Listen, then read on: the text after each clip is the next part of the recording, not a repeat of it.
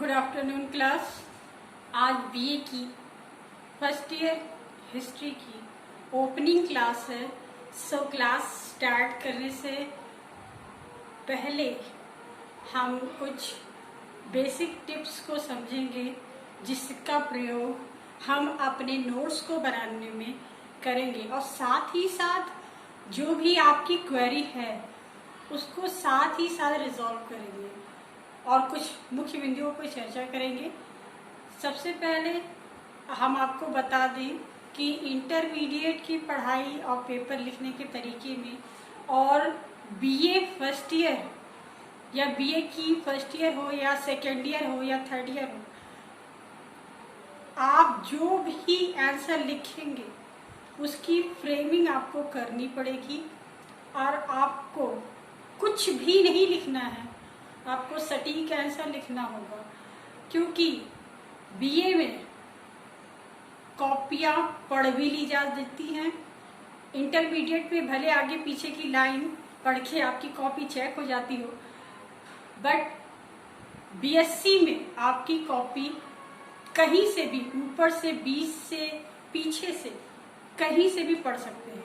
इसलिए आपको अपने को जो भी आंसर आप लिखेंगे उसकी एक फ्रेमिंग करेंगे, राइटिंग अच्छी रखेंगे और भी कुछ बिंदु जिसकी हम अभी इस क्लास में चर्चा करेंगे। सबसे पहले एग्जामिनेशन हॉल में जब आपको पेपर मिलेगा तो कभी कभी होता है कि हम सोचते हैं अरे ये क्वेश्चन तो मुझे नहीं आया, इसे मैं छोड़ दूंगी, या ये क्वेश्चन मुझे आया, इसे मैं बहुत अच्छे से करूँगा, 10 पेज करूँगा, 20 पेज करूँगा।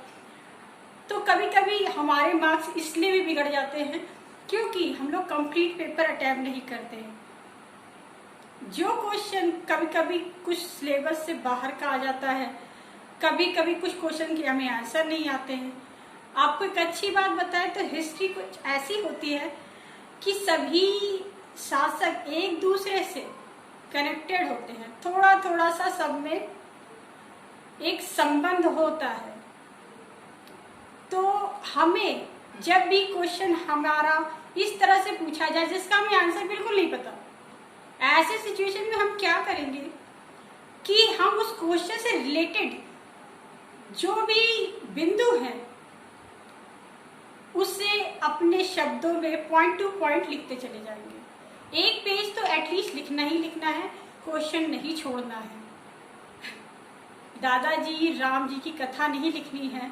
अक्सर बच्चे इमोशनल लाइन लिख देते हैं या पैसे रख देते हैं, ये अच्छी नहीं मानी जाती। नंबर तो आपको उतने ही मिलेंगे, आपके रखने से कोई फायदा नहीं और इमोशनल लाइन का एग्जामिनर पर कोई फर्क नहीं पड़ता है। ऐसी कोई भी काम ना करेंगे और इस बातों पर चर्चा आगे की क्लासों में नहीं होगी, इसीलिए सभी बिंदुओं पर इसी समय चर्चा की जाएगी। पहला पॉइंट, एग्जाम के सारे क्वेश्चन अटेम्प्ट करने हैं। एग्जाम में जितने भी क्वेश्चन आए हैं, आ रहे हैं नहीं आ रहे हैं, सबको अटेम्प्ट करना है, करना पूरा है। दूसरी बात, writing and underline.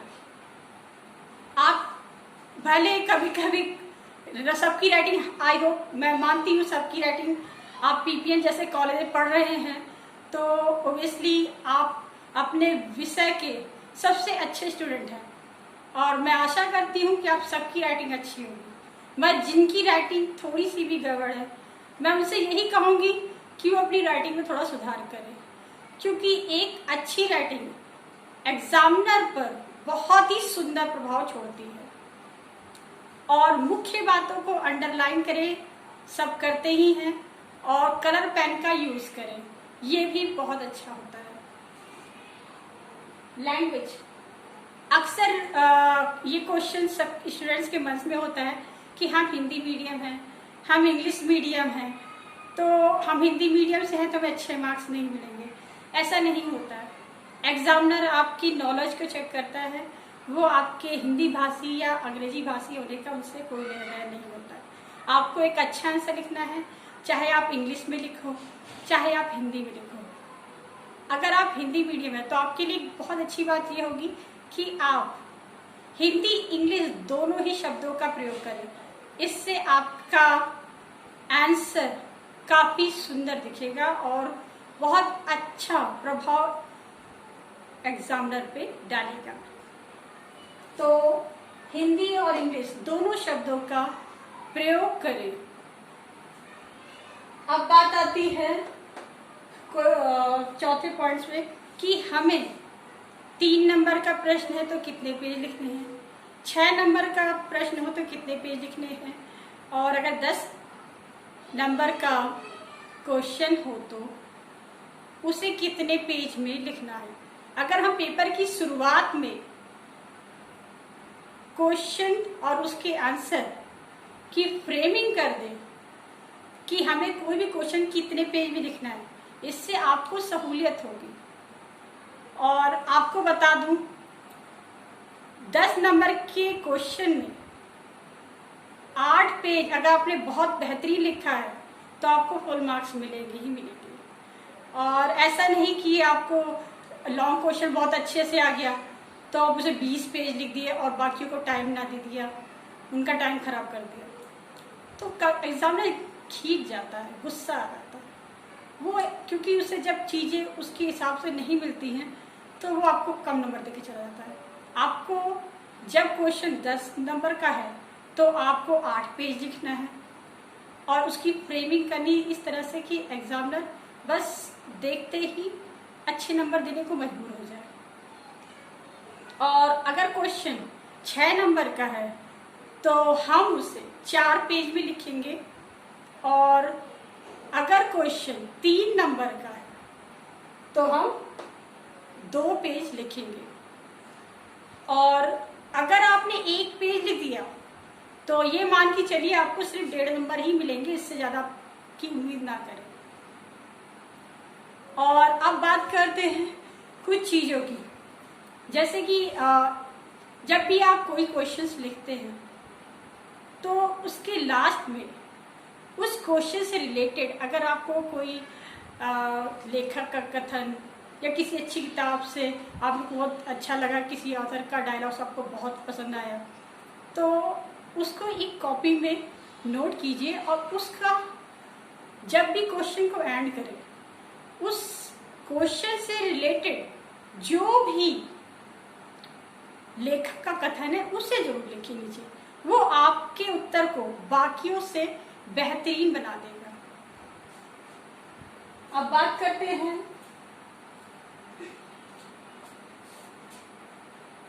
Answer points के रूप में लिखना, पैसेज के रूप में।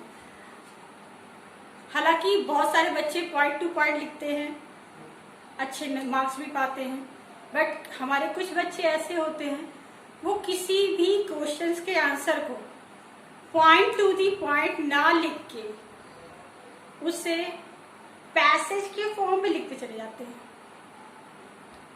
और ऐसे उत्तर चाहे कितने भी सुंदर क्यों ना हो एग्जामिनर को अट्रैक्ट नहीं कर पाते और अच्छा लिखने के बावजूद भी उन्हें कम नंबर मिलते हैं। सो इसलिए कोशिश कीजिए जब भी क्वेश्चन आप लिखो के आंसर आप लिखो तो उसे पॉइंट टू दी पॉइंट लिखो, पैसेज फॉर्म में मत लिखो, ठीक है। अब हम बात करेंगे कि हमें किसी भी क्वेश्चंस का जो आंसर है जो 10 नंबर के आते हैं या 6 नंबर के आते हैं उसकी फ्रेमिंग कैसे करनी है। हालांकि कोई भी क्वेश्चन में अगर आप इस फ्रेमिंग को याद रखते हैं तो चाहे आंसर छोटा हो, बड़ा हो या लॉन्ग क्वेश्चन, आपको अच्छे नंबर मिलेंगे ही मिलेंगे, ये आप मान के चलिए। पहला, जो क्वेश्चन पूछा गया है वो कहना क्या चाहता है, और जो आपका आंसर होगा, जो भी आप उस क्वेश्चन के आंसर के रूप में लिखेंगे, उसका ब्रीफ में एक तरह की सेंट्रल आइडिया टाइप का आपको ब्रीफ में आपकी स्टार्टिंग बताना होगा कि आप इस क्वेश्चन के अंदर क्या क्या लिखेंगे। उसका ब्रीफ में आप एक स्टेटमेंट यहाँ पे लिखेंगे, भूमिका प्रस्ताव में। अब बात करते हैं परिभाषा। जब भी क्वेश्चन पूछा जाए, किससे रिलेटेड पूछा जा रहा है, उससे रिलेटेड अगर हमारे पास डेफिनेशन है तो हम उसे जरूर से जरूर लिखेंगे। बेसिक आंसर, जो क्वेश्चन पूछा जा रहा है उसी का सटीक आंसर लिखना है, दाएं बाएं की बातें नहीं लिखनी है। पच आलोचना, आपका जो भी प्रश्न पूछा गया है उसके विषय में आपके क्या सकारात्मक बिंदु हैं, उसके विषय में आपकी क्या नकारात्मक सोच है, उन दोनों को आपको हेडिंग डाल के अलग अलग लिखना होगा। और नेक्स्ट में निष्कर्ष, जो भी सकारात्मक बिंदु हैं उसको लिखने के बाद, उसके नकारात्मक बिंदु उसको लिखने के बाद आपने निष्कर्षता क्या कंक्लूजन पाया, क्या आप किससे क्या समझे, आपकी समझ, आपने क्या समझा, निष्कर्षता हेडिंग डाल के आपको इसके अंदर लिखना कि आपने कंप्लीट क्या कंक्लूजन निकाला इस क्वेश्चन से, आपकी क्या सोच है। हेडिंग के बीच गैप दे। ऑलरेडी सब जानते हैं कि जब भी हम किसी प्रश्न को का उत्तर लिखते हैं, अगर उस हेडिंग माई मस्ट है, हेडिंग सब देखते हैं और ये उत्तर को उसकी सुंदरता को भी बढ़ा देता है। हेडिंग जो भी हम लिख रहे हैं, दो हेडिंग के बीच में एक प्रॉपर गैप जरूर रखिए। इतना भी नहीं कि एक जा रहा है कन्याकुमारी, दूसरा जा रहा है हिमालय के पास, ना, सफिशिएंट स्पेस दीजिए कि बुरा ना लगे। अब बात करेंगे क्लासिफिकेशन। आंसर सुंदर और भी हो जाता है अगर वो क्लासिफिकेशन मांगता है। क्लासिफिकेशन अगर आप कर सको तो किसी आंसर में क्लासिफाई जरूर करें। आथर डायलॉग, ये तो मैं अब आपको बता चुकी हूँ कि जब भी कोई प्रश्न के उत्तर हमें लिखने हैं तो लेखक के कथन जो उससे रिलेटेड है, आप उस प्रश्न के उत्तर के नीचे जरूर मेंशन करें कलर पेन से, ताकि जो भी एग्जामिनर है उसका ध्यान आपकी ओर आकर्षित हो सके। इसी के साथ ये क्लास आज की समाप्त होती है। हम नेक्स्ट क्लास में अपने टॉपिक को स्टार्ट करेंगे और मैंने सिलेबस आप सबको फॉरवर्ड कर दिया है, मैं फिर भी आपको दोबारा सिलेबस फॉरवर्ड कर दूंगी। उसमें बुक के नाम नीचे दे रखे हैं, हिंदी मीडियम के भी हैं और इंग्लिश मीडियम के भी हैं। अगर आप परचेज करना चाहो तो कर लीजिए, न अदरवाइज लाइब्रेरी आपकी है ही, आप वहाँ पे जाके पढ़ सकते हैं, ले सकते हैं, इशू करा सकते हैं। टाइमिंग आपकी 1:30 से 2:15 ही रहेगी। मैंने डिस्क्रिप्शन में लिख भी दिया है और कुछ बेसिक बातों को आपको बता दी। क्लास कुछ इस तरह से होगी कि 135 आपको पढ़ाया जाएगा, 24 में आपका ब्रीफ में बहुविकल्पी एक टेस्ट होगा और सैटरडे आपका फाइनल टेस्ट होगा। तो फ्रेमिंग कुछ इस तरह से है। हफ्ते में 7 दिन होती है, संडे निकल जाता है, 6 दिन बचते हैं, ठीक है। और 6 दिन में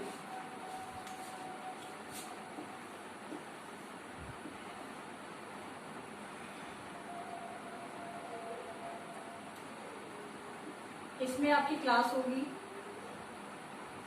इसमें आपकी क्लास होगी, इसमें भी आपकी क्लास होगी। 1, 3 और 5 आपकी क्लास चलेगी। 2, 4 इसमें आपके टेस्ट होंगे और सैटरडे 2, 4 में आपके बहुविकल्पी टेस्ट होंगे और आपके 6 डेज में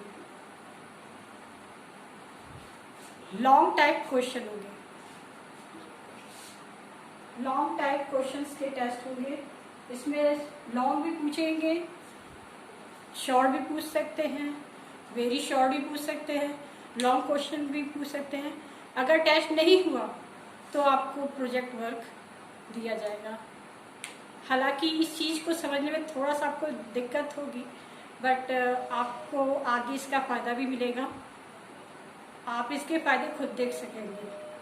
टाइम कम है और हमें बहुत सा अपने कोर्स को पढ़ना भी है, रिवीजन भी करना है, और एग्ज़ाम के 1 महीने पहले, 1.5 महीने पहले, 2 महीने पहले खुद को फ्री करना है। ठीक है, और इसी के साथ आज की क्लास समाप्त होती है। आपका दिन शुभ रहे।